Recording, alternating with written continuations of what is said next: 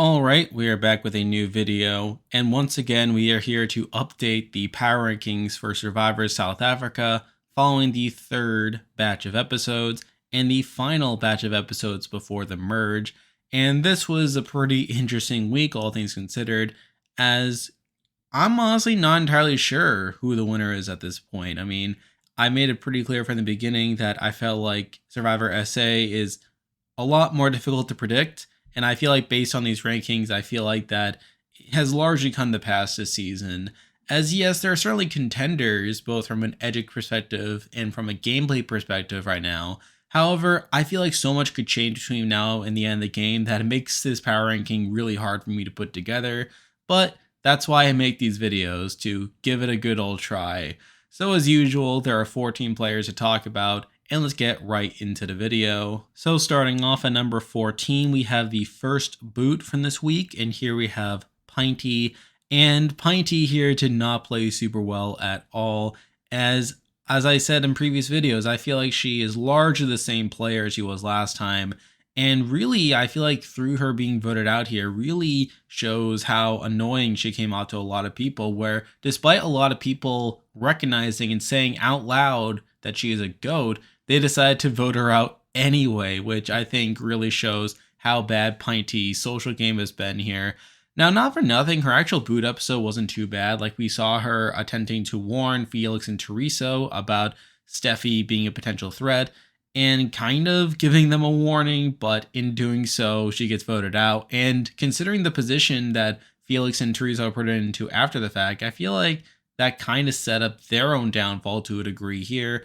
But in the process, we do lose Pinty here. Again, pretty bad player and had a pretty rocky run here. So because of that, I do have her here at number 14. Now moving on to number 13, we have the next boot to talk about. And here we have Teresa. And coming into it, again, I felt like Teresa was a very interesting figure. I obviously had her relatively high on last week's power rankings. Even so, I did recognize some worrying concerns from her that could have led to a downfall here. And obviously, those came to pass here, where obviously in the last episode of last week's episodes, we saw her build that alliance with Toni and Tajun.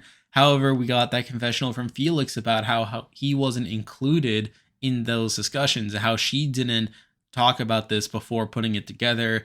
And I feel like that really bit her in the butt at the end when, like, Toni and Tajun proved to be unreliable and they flipped on her at the first opportunity by voting out Pinty and then voting her out thereafter. So again, not great look there. But at the end of the day, I still feel like Teresa played better than she did the last time. She definitely came off as warmer and more relaxed. And in doing so, I actually feel like she kind of improved as a player. Now, the faults are still there. I mean, again, the fact that she built an alliance without telling one of her closer allies and Felix isn't great. Also, the whole rumor thing with the idol, telling everyone that Tevin had an idol, wasn't great either. But by and large, I feel like she was definitely better socially on this season, which is pretty happy for me to see. But at the end of the day, she's still a pre-merge boot again, so she is here at number 13. Now we're moving on to number 12, and we have the final boot from this week, and here we have Palesa. And I felt like Palesa was a pretty good contender edgically for a lot of the pre-merge here. We definitely got a lot of content from her talking about her perspective on the game, and through that, I felt like she could have been a dark horse coming into the merge here, competing against the 3 members of the full package, who I do think are among the topper contenders here, but obviously it wasn't meant to be. And it's sort of funny how a lot of the reason Palesa got targeted here was through her own active gameplay, where she wanted to make herself come off as closer to Dante in order to get closer to him so that he doesn't see her eventually turning on him. But in doing so, that caused people to perceive her as being closer to Dante, which made her a target so that people could weaken Dante, which I do find to be somewhat amusing here, and obviously it doesn't quite work out for her at the end, particularly once the travel went live, and that caused a lot of the votes to just fall onto her, despite there being a number of potential targets there. But even so, I felt like Palesa was an interesting character on the season here, and to see her going out in the pre-merge was a bit of a shock, though at the end of the day, this is Survivor SA, and I'm not expecting a lot of these top contenders to have like a traditional trajectory that you might expect from Survivor US or Australian Survivor. So because of that, I do have Palessa here at number 12. And with that, there are 11 players left in the game to talk about. We are now heading into the merge section of the game, which should be pretty interesting, all things considered, as we have a number of these connections here coming into the merge that could really make the gameplay here pretty interesting. So, and with that, I feel like it becomes a bit more difficult to figure out just where things will go, but I'm going to do my best here. But at number 11, the player I believe is the least likely to win the season from this point on is Shane. Now, it kind of hurts me to put Shane this low, but considering how underwhelming his edit has been throughout the season, I mean, it's always been pretty easy for me to have him relatively lower on the list here. I mean, particularly the fact that he was talking about playing more for Marion and to be close to Marion than to play for himself. And while we saw him playing more for himself this past week, it obviously led to some pretty negative content where despite Dino and Phil being on the bottom and despite him trying to approach them to get them to work together, like we see Dino and Phil talking about not trusting him and how they even considered targeting him at this last tribal. I mean, even Phil like agreed with Toni to target him so that they could potentially get those half idols from the outpost. And while that doesn't come to pass here, I also think Shane has really been undermined a number of times throughout the edit here. Again, not just from this past week, but earlier on where he was pretty under-edited, and when he did get content, I never got the sense that he was playing super well at the end of the day. Now, I don't think he's guaranteed to be the merge boot here. I mean, he is coming into the merge with Marion, and along with that, the Breakfast Club, and I feel like that could definitely help him moving forward. I feel like now that Palessa has been taken out and Dante has been weakened, I feel like there are players who are probably a bit more incentivized to take the shot at Dante. So there is definitely a chance that Shane survives the next couple rounds here. However, I don't have much faith that'll actually win the game here. However, the one saving grace for Shane is that this is Survivor SA, and really anything is possible on this show in terms of the edit here. So who knows, maybe he could win. But based on everything we've seen so far, I don't think it's particularly likely. So because of that, he is here at number 11. Now we're moving on to number 10, and kind of similar to Shane, I don't feel super confident about this person either. However, this person has definitely been much more active in the edit in terms of the game, but here we have Dino. And for me, Dino is probably not winning this game. I feel like at this point, he has been made out to be such this big threat. I mean, and obviously we saw people like Dante targeting him for a lot of the post-swap period of the game. And we've even heard people like Marion and Merrell talking about how even though like they don't necessarily see him as the best player in the world, he is still a big player. And the fact that we hear them talking about how he's a clumsy player and how he is someone that is always painting a big target on his back, I mean, that's not a great look for Dino. And when you factor in all the other ways in which he has been undermined throughout a lot of the pre-merge here, I mean, the fact that he's kind of presented as this joke player in a lot of ways, where despite him having all these ideas and despite him trying to play the game well, he's just being undercut and sort of made like a fool more often than not. So for me, that makes it hard for me to have him super high here. And I could see him being targeted relatively soon. I mean, coming into the merge, he is definitely probably going to align with the Toni side of things, which will be interesting. I mean, especially if they can get the numbers, but it'll definitely be an uphill climb here, as I think the Breakfast Club are definitely poised to get the numbers here. And in that case, they would probably go after Dino sooner rather than later. So that's a pretty worrying prospect here. But similar to Shane, I feel like Dino has a bit more of a storyline for a potential win. I mean, particularly a redemption arc and him trying to prove some of these people wrong. But to be honest, I don't think it's really in the cards. So because of that, I do have him here at number 10. Now we're moving on to number 9. And this person's pretty similar to Dino as well, in that I feel like they're going to be a relatively big target around the merge here. However, I feel like this person will probably be in a slightly better position short term than Dino. But here we have Dante. And I know I said this last week, but to me, Dante has been set up as such a massive threat here to where I can't really see him getting his way to the end of the game, especially when some of the people that have called him out for being a big threat include some of the bigger players for me, people like a Marion and a Merrell, and Palessa too, but she's out of the game, so I mean, that kind of complicates things. But honestly, I feel like the edit Dante has gotten really makes me think he could be an early merge boot here, with him possibly being the type of person who's probably a big player in the pre-merge, but is too big of a threat to make a deep run too far beyond that. So I feel like that makes it hard for me to have Dante high here as well. But I do think he's in a better short-term position than Dino. I mean, he is technically in the Breakfast Club. I mean, yes, while people like Merrell talked about not wanting to work with Dante post-merge, I mean, I feel like he will possibly have some allies, at least for those first few votes. However, I feel like he will be turned on sooner rather than later, so I can't see him winning either. So because of that, he is here at number 9. Now we're moving on to number 8, and honestly, I feel like this person could make a deep run, although I feel like I could just as easily see them being the next few boots. But here we have Phil. And similar to Dino, I feel like Phil may not be in the best position coming into the merge. Now, it seems like he'll probably be aligned with Dino along with Felix as part of the No BS alliance. And I feel like in turn, they'll probably be affiliated with the Toni and Tajun side of things. And it's really just a matter of whether they can get the numbers that will really determine their fate in the game. Now, honestly, if I had to guess right now, my guess is that they're probably going to be on the outs. I feel like the Breakfast Club will probably beat them out on some of those early votes. And in turn, that will definitely put Phil in a lot of trouble. And actually, I think Phil's probably more danger of being an immediate target than someone like a Dino, who at least has an idol. I mean, Phil doesn't even have that at the moment. And plus, on top of that, I feel like Phil's edit has kind of been all over the place. I mean, I talked about how he had a very weak week 1. He had a very big and sort of weird week 2, and then week 3 is probably continued with week 2, where it's probably been a bit on the weird side, and I feel like it doesn't really culminate in a whole lot. And that's the tough thing about Phil, is that I don't really see his storyline moving forward. And yes, I realize that that's not as important on SA than it is on US or Australia.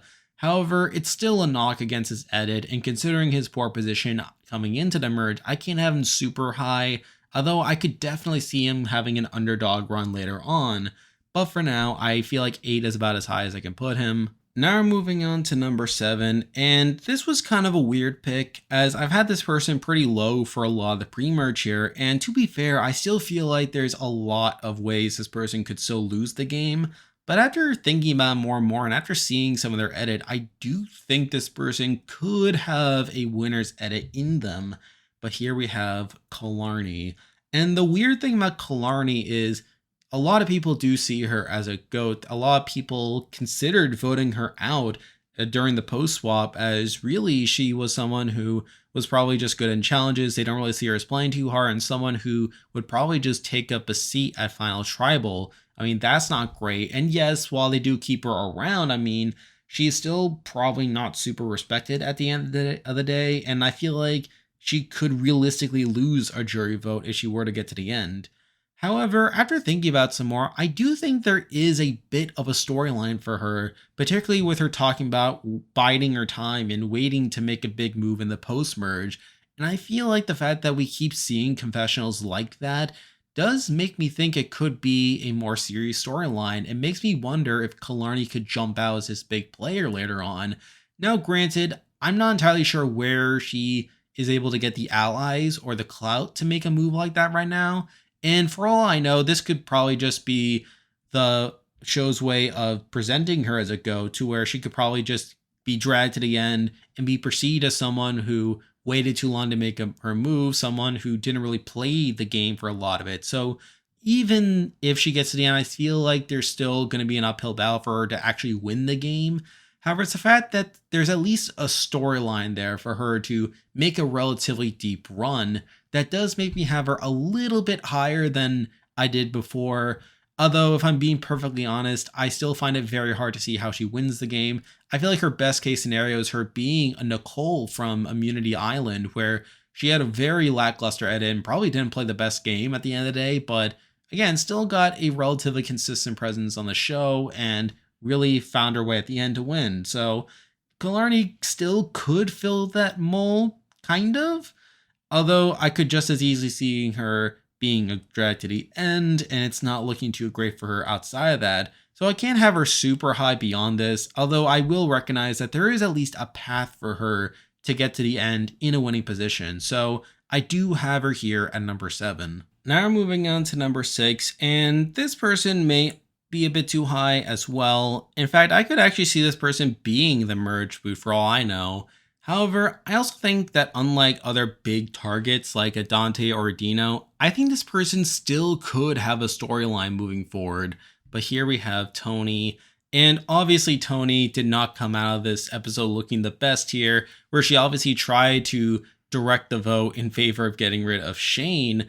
And she was eventually one of the few people that voted for Merrell at Tribal here, really not getting her way here. And obviously, earlier in the episode, we saw people like a Steffi talking about how Toni's controlling everything and how she doesn't want Toni to be running the game. And now Toni could potentially be on the outs here, being the leader of this opposition to the Breakfast Club, which is not a great position for her to be in. And realistically, I could see her being the first target at the end of the day, which is not great for her. And who knows what could happen to her moving forward, even beyond that. However, I still think she has a sliver of a storyline for her moving forward. I mean, yeah, it's not great that people are seeing her as domineering. It's not great that people are saying she's a bad liar or that she's overly emotional. However, I do think there is a way in which she could be a potential underdog moving forward. I mean, maybe she does lose out on these couple votes, maybe loses some of her close allies, like a Tajun, for example, and then through that, Toni really has to scrape on by. So I do think there is at least a sliver of a storyline for Toni to actually come back from this and potentially win the game through that, more so than someone like a Dino, who I think will probably always be a big target and always be seen as this really big and overly aggressive player. But the fact that Toni still has some potential for me is enough to leave her here at number 6. Now we're moving on to number 5, and similar to Toni, I feel like this person could also be seen as being a bit too high. However, I feel like this person could potentially slip under the radar a bit easier than Toni. And here we have Tajun. And I feel like Tajun's in a pretty similar spot to Toni right now, where yes, he did vote with the majority here on this last vote to take out Palesa. However, he's still seen as pretty close to Toni here, and coming into the merge, I don't think that's a great spot for her. Not to mention the fact that people like a Felix, it feels pretty burned by both him and Toni, to where I feel like that could be an issue for him. And similar to Toni, I feel like he could potentially be on the outs here in the next couple of rounds. Now, to his benefit, he did have that confessional earlier on about how he does consider breaking away from Toni, particularly when she's at the bottom here. And to be fair, I do have a bit more faith in Tajun to distance himself from Toni if it comes down to it than Toni can in terms of her avoiding being a target. So at least there's that going for him. Although to be fair, I could also see him being sniped out of the game. Like if Toni is still being at the bottom, maybe way to weaken Toni that way. So there's definitely some danger spots for Tajun coming into this merge round. However, I do feel like he is a bit more flexible as a player than Toni. And I do think he is someone who is slightly more capable of moving around than someone like a Toni. So I think that is at least something that could elevate him within the game. However, even outside of that, I could also see him like not really having much of a storyline to win, where yes, he did have a relatively consistent presence throughout the pre-merge. However, I never got the sense that he had much of a storyline set up, which is another knock to his winning chances as well. However, considering everything I just mentioned, I do think there is at least somewhat of a chance for him to make a deep run here, but also just as equally a chance for him to be taken out pretty soon. So because of that, I do have to leave him here at number 5. Now we're moving on to number 4, and I can't believe this person is as high as they are. And to be fair, I could definitely see some people disagreeing with this take. However, after thinking about it some more, I do think this person could be a dark horse to win the game, but also could be a merge boot depending on how things shake out. But I actually have Felix here at number 4, and his edit has been really weird to me, and I feel like that's a lot of the reason why he is as high as he is, where he obviously got that content in week 1 where he got this random strategic content that didn't really amount to much, like particularly, again, with him trying to get Tevin to play his Outpost idol on Dante, and then again in episode 4 when he was talking to Seamus about targeting Seamus due to his idol. But then in week 2, he just suddenly got this massive spike in content here, and that really continued into week 3 as well, where he obviously had that confessional towards the end of last week where he was saying that Teresa didn't tell him before putting the alliance together. And I feel like that confessional really came to bear this week, where we saw the consequences of Teresa not consulting him about aligning with Toni and Tajun, where Toni and Tajun proved to be unreliable. They immediately flip on him, and in turn, he's put at the bottom. So I feel like in that position, Felix is kind of shown as being in the right here, where Teresa was presented as the one who was being a bit less responsible. Also, there's that moment where Pinty is trying to pitch them, and Teresa is shown like sticking to her guns. And while Felix doesn't like go along with what Pinty wants, like he is not shown as negatively here. I feel like the edit was kind of shielding him to a degree there. And throughout the rest of the episodes, he just got this consistent presence of him talking about the game, how he is sort of this underdog at the bottom of the post-swap tribe, and eventually is able to talk about his plans for later in the game, how he plans to align with Dino and Phil, but is also kind of close to Dante, so he's sort of presented as this middle person here. And I feel like now coming into the merge, I feel like he definitely has some numbers now. He's probably not in the best position again. I mean, again, I could definitely see him being on the outs here. However, I feel like he's a bit more likely to side with the Breakfast Club side of things than anything else, while still having a Dino and a Phil in his corner there to where he could potentially navigate some of these early votes. Now, again, at the end of the day, he's not an overly dominant player, and it's very possible that all this stuff that he's been getting throughout the pre-merge could just amount to him being the merge boot. However, he's also set up as this potentially dark horse player that could come out and really surprise some people. So I feel like that's a big boon to Felix. The fact that he's gotten like this consistent content, and it feels like the show's kind of going out of its way to show him, while also going out of its way to not present him in an overly negative light either. So I feel like those are all big boons to Felix, and it could definitely make him a top contender for me. But at the end of the day, it is still Felix, and it's very possible that I'm just reading too much into this. Like, a part of me just makes me question like whether Felix is truly going to be this great player in the post-merge. But considering his edit, I feel like I kind of had to acknowledge it to a degree, and I feel like it's a big reason I have him as high as he is. However, I feel like the top three have more standard winner edits and are probably in a much better position coming into the merge than Felix is. So because of that, I do have to leave him here at number 4. Now we're moving on to number 3, and in case you didn't notice, the top 3 is the same top 3 as last week. However, there is some deviation here with the order, which I'll get into right now. At number 3, we do have Merrell, and to me, Merrell definitely had a bit of a dip here this past week, to the point where she was talked about as a potential target coming into this last tribal, and she even got 2 votes against her, like from Palessa and from Toni here. And yes, while the plan didn't go through and she's now coming into the merge in a pretty strong position, I still don't feel comfortable putting her as number 1 as I did in the last couple weeks. As again, I feel like she could have been the boot here in this last round.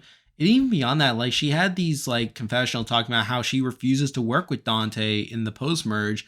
And yes, while it's kind of a response to how over domineering Dante has been, I also felt like it's something that could contribute to a downfall there. So there's that.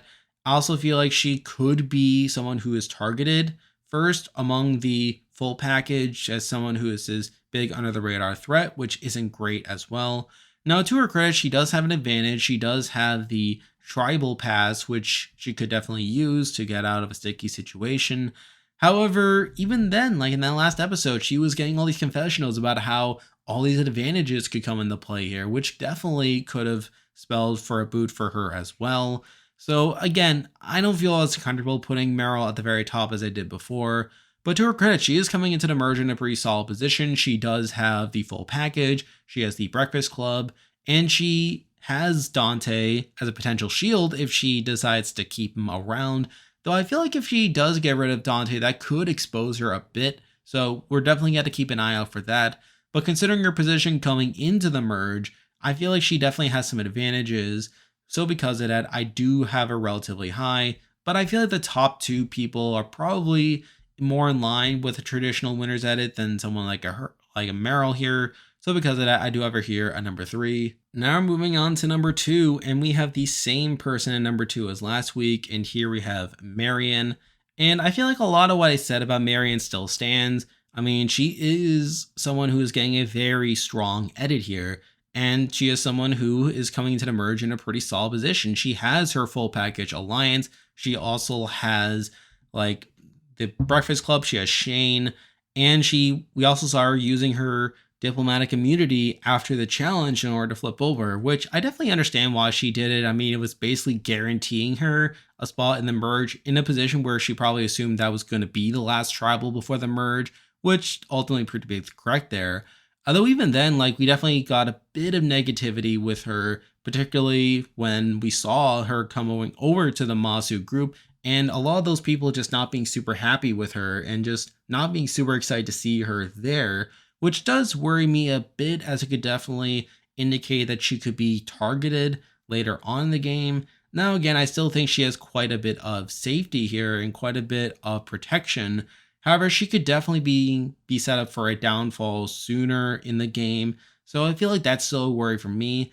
And as I said in previous videos, I just think her edit has been too perfect. I mean, she is basically in the Anesu position from Immunity Island, or the Omer position from Survivor 42, which is not great for Marion at the end of the day. And considering the fact that this is Survivor SA, and I don't think they're going to give the winner to someone with this blatant of a winner's edit or this obvious of an edit so far, I feel like 2 is about as high as you can put her. And now at number 1, the person I believe is the most likely to win Survivor SA, Return of the Outcasts, is Steffi. And I feel like Steffi's edit has definitely taken a step up over this past week.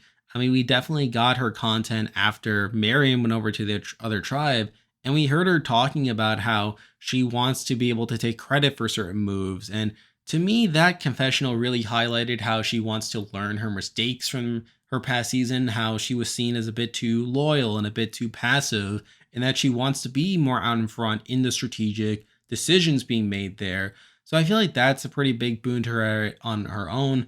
I also feel like she hasn't been as undermined or overexposed as someone like a Marion or obviously a Merrell at this point. So I feel like that's another thing you can give Steffi some credit for.